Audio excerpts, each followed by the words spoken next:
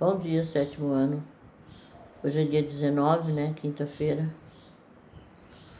Ontem, na aula de ontem, nós estávamos falando sobre as ondas sísmicas e os terremotos, né?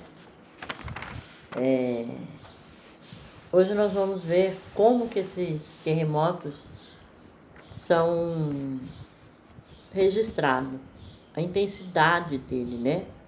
Se o terremoto, qual é a magnitude desse terremoto, né? Se foi um abalo muito intenso ou menos intenso, né? E depois nós vamos ver aí a escala em que é feito isso, qual o aparelho que é feito esse tipo de registro, tá? Que é um aparelho chamado sismógrafo. O primeiro foi construído na China, tá? Hoje em dia existem modelos, claro, bem melhores, tá? Desses sismógrafos, mas todos eles têm uma mesma maneira de se calibrar. Por que tem que ser igual? Podem ser usados em cada país, usar modelos diferentes, mas eles têm que ser calibrados igual para poder comparar a intensidade, né, do terremoto, comparar a intensidade de um e outro. E para isso também eles determinaram uma escala, né? Como que vai medir isso daí, né? Como que vai medir? Quando consegue medir, quando consegue não, esse aparelho que é o sismógrafo que eu falei para vocês, ele vai medir a intensidade e a resposta dele vai ser em sismogramas. É a mesma coisa, é um sistema bem parecido com o eletrocardiograma, eletroencefalograma, que tem até o desenho aí, ó, de um sismógrafo. Ele vai marcando atividade, tipo um eletroencefalograma, ele vai marcar atividade cerebral, né? Então conecta na cabeça da pessoa ali e ele vai dando aquelas oscilações, vai apresentando aquelas ondas. Ali é o que está sendo registrado, né? Registrado em ondas, né? Aqui esse sismógrafo também é feito dessa forma. Tem o movimento sísmico, né, registrado ali, e ele é registrado em sismogramas, tá? Ele vai dar uma informação da direção que ocorreu o abalo, né, mais ou menos aonde, qual foi o tempo de duração desse abalo. Foi rápido, foi 1 segundo, 2 segundos, né? E também a variação da intensidade, tá? Então, eles são registrados dessa forma, nesse sismograma, para isso, para que eles possam ser comparados, né? Há quanto tempo que durou esse abalo? Qual foi a intensidade? Quando ele disse qual foi a intensidade, o que ele destruiu? Ele atingiu a quantos quilômetros, né, sentiu esse tremor, tá? Normalmente, quando se fala de terremoto, quando a gente ouve alguma notícia no jornal sobre terremoto, eles falam, né? Um abalo sísmico atingiu um local mais comum, Japão e China, né? Um abalo sísmico nessa tarde de não sei que dia e tal, atingiu a cidade atingiu o Japão na intensidade tanto, né? Como a duração fala lá a duração, né? Ou seja, esse registro é para isso, para dizer a direção. Então, ocorreu, vamos pôr, no Japão, mas qual foi a direção que ele tomou? Ele conseguiu atingir outras regiões, né? Então, é dessa forma. E para ter isso, pessoal, para ter essa informação aí, esse registro, precisa de uma escala, né? Uma escala para registrar, como qualquer outro fenômeno. Lembra que eu comentei com vocês, eu acho que foi no segundo bimestre que nós vimos as unidades de medida, né? E as escalas. Nós temos escala de temperatura, né? Temos vários tipos de escala. E temos então a escala Richter, que é a escala que vai medir esse tremor, tá? Tipo assim, ó, temos a escala Celsius, que mede temperatura. A temperatura é medida pela escala Celsius, Fahrenheit e Celsius, Fahrenheit, esqueci a outra escala, pessoal, mas agora eu lembro e falo para vocês. Mas são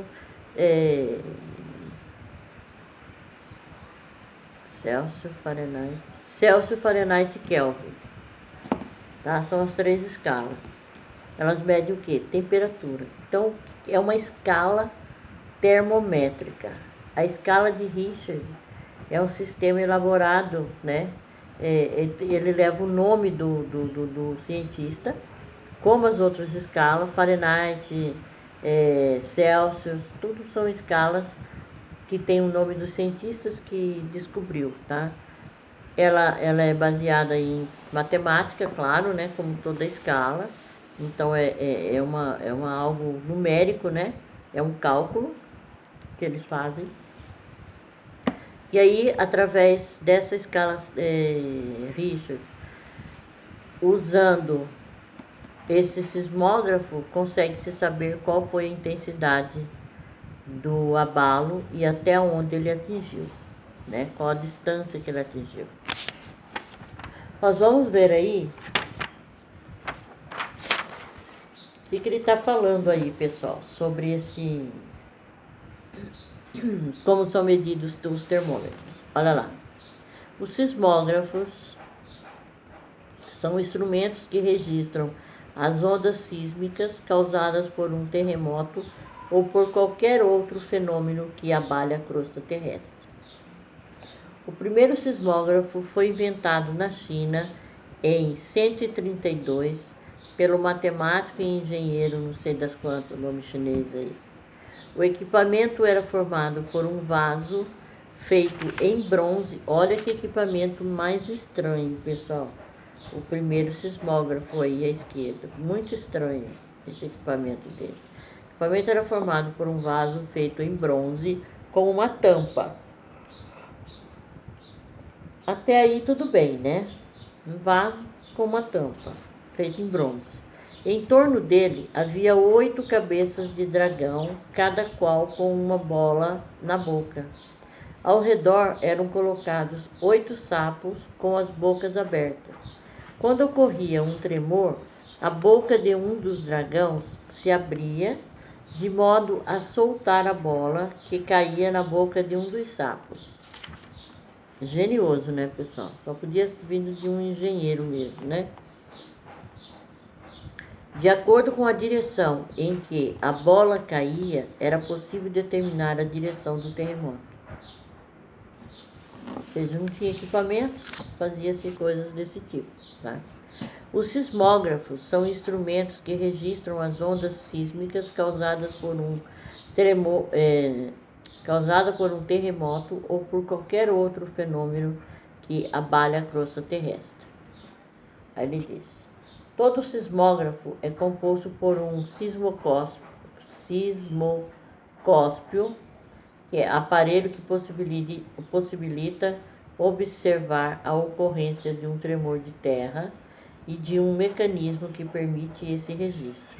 Há vários modelos de sismógrafo, mas todos são calibrados igualmente para que o tamanho dos tremores de terra em todo o planeta possa ser comparado. É obrigatório essa comparação, pessoal, porque isso evita, né? Faz com que, não é que evite, mas tem como prever, né? Os cientistas podem prever aonde vai ser o próximo terremoto, mais ou menos a sua intensidade, mais ou menos qual a direção ele vai tomar, né? E isso é muito importante para salvar vidas. Continuando. Todo sismógrafo é composto de um sistema, aparelho que possibilita observar a ocorrência de um tremor de terra e de um mecanismo que permite esse registro. Há vários modelos de sismógrafo, mas todos são calibrados igualmente para que o tamanho dos tremores de terra em todo o planeta possa ser comparado. Os registros obtidos pelos sismógrafos são denominados sismogramas. Eles fornecem informações como direção do abalo, tempo de duração e a variação de intensidade. Os sismógrafos modernos convertem o sinal elétrico em digital, o qual é registrado em suporte magnético. Para que os registros digitais tenham mais confiabilidade que os analógicos, eles apresentam como principal vantagem o fato de já estarem prontos para o processamento numérico por computadores. Então, analógico eles iriam tudo manual, né, pessoal? Não usava computador, nada. O analógico não, ele já vai usar, né, a tecnologia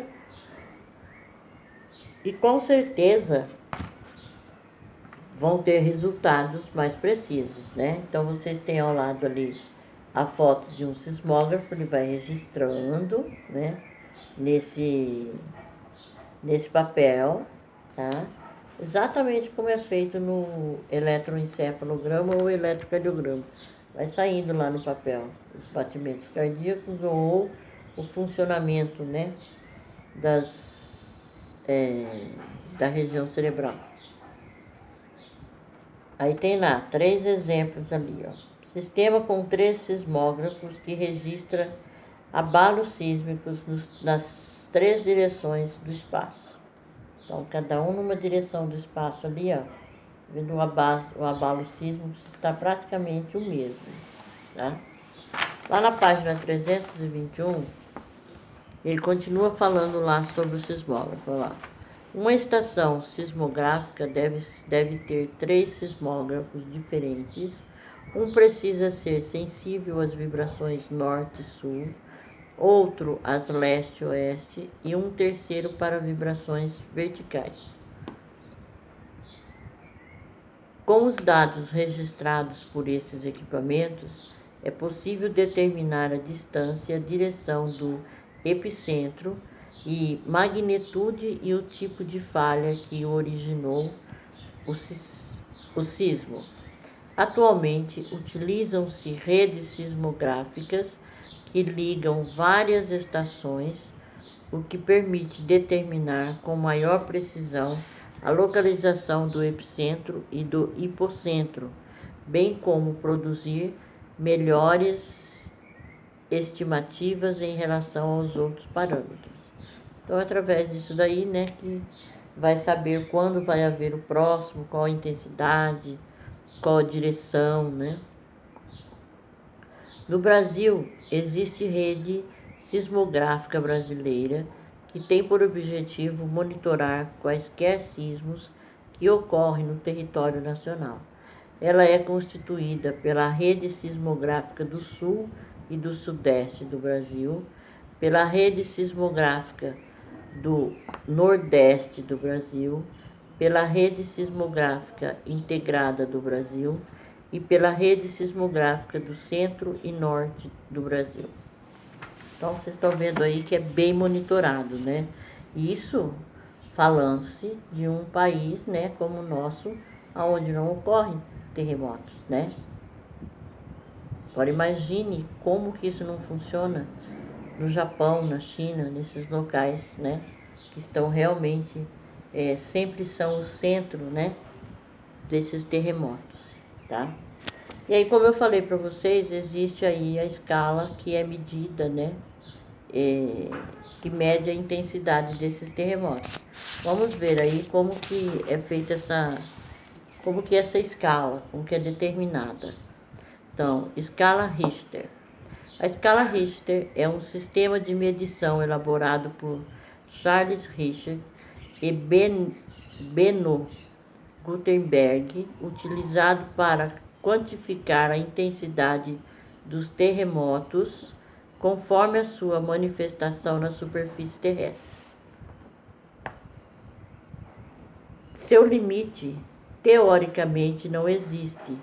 Contudo, é comum a convenção de que os terremotos não ultrapassem o grau 10. Além de medir a magnitude dos terremotos, essa escala também tem a função de comparar as intensidades com que eles acontecem, permitindo relacionar a força de um abalo sísmico em relação a outro. Assim, tremores muito fracos apresentam um grau menor e os mais evidentes uma graduação maior. A escala Richter é logarítmica. Isso quer dizer, por exemplo, que um tremor de intensidade 5 é 10 vezes mais forte que um de escala 4 e, consequentemente, 100 vezes mais forte que um de nível 3. O cálculo da escala Richter costuma associar a distância do hipocentro, ponto exato do tremor no subsolo, e do epicentro, ponto em que o tremor é sentido mais fortemente na superfície. Além do tempo de manifestação e sua amplitude, no entanto, tempo de manutenção, manifestação e de sua amplitude. No entanto, para os casos em que os terremotos ocorrem em grandes profundidades, há outros meios de cálculo, considerando que suas consequências na superfície são pequenas. De modo geral, os abalos sísmicos acima de 6 podem ser considerados graves.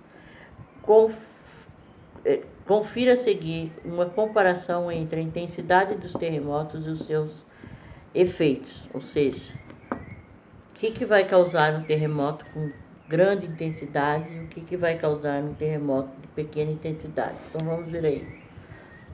Magnitude menor que 2. Terremotos captados apenas por sismógrafos.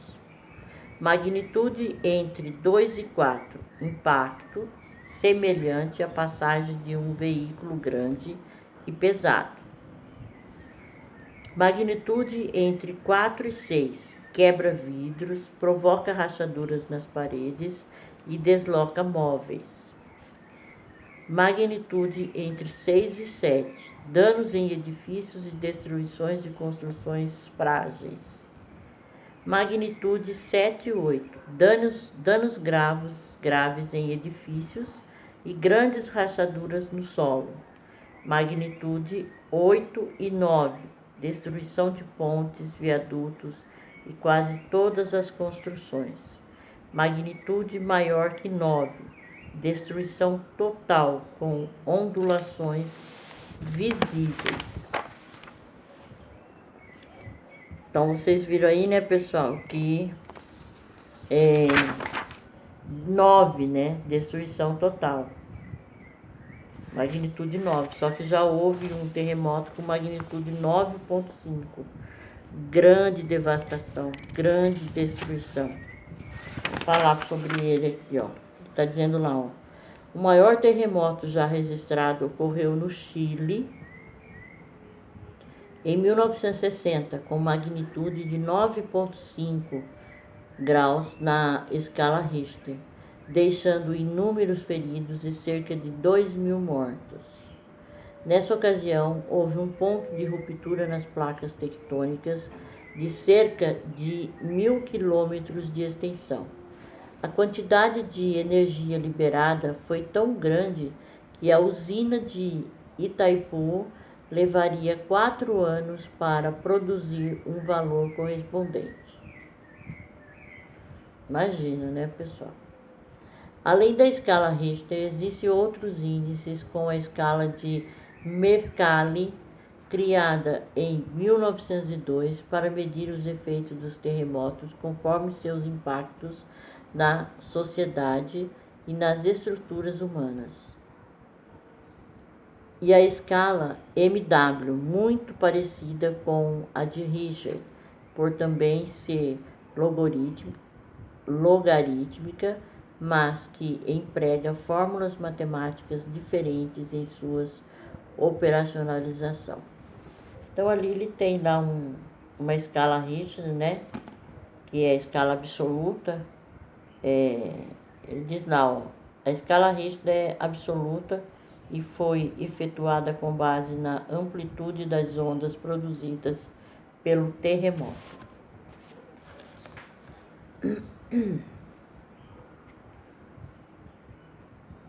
Tem as magnitudes lá, ó, pessoal. 3,5 a 5,4. Acompanha ali, ó. 3,5 a 5,4. É percebido, mas causa poucos danos. Ali tem o esqueminha ali, né? De vários prédios, casas e tal. Esqueminha de uma cidadezinha ali, ó. De 5,5 a 6. Danifica edifícios. Tá? Tem edifícios lá danificados. De 6,1 a 6,9. Muito perigoso para áreas populosas. Vejam aí, 6,8 a 6,9. Quase próximo ali do 7 ali, ó. Observem ali. De 7 a 7,9 pode causar grande destruição. Acima de 8 tem potencial para dizimar cidades inteiras, ou seja, quando ele diz dizimar cidade inteira, destruir, aquela cidade some, fica só poeira, tá? Não sobra nada. Então imagine, né, pessoal? Muito, muito, muito grave um terremoto acima de 8. E pensar que já houve um com 9,5. Por isso que dizimou praticamente a cidade toda, né? Pessoal, nós vamos ver a ocorrência e a intensidade dos terremotos, ou seja, ocorre sempre, quais as regiões, qual a intensidade que ele ocorre, né? Nós vimos aí, né, que o Brasil não tem terremoto pela localização, né? Graças a Deus, né, pessoal? Mas nós vamos fazer o seguinte, a ocorrência vai ser lá na próxima aula, que vai ser amanhã, né? Vai ser amanhã.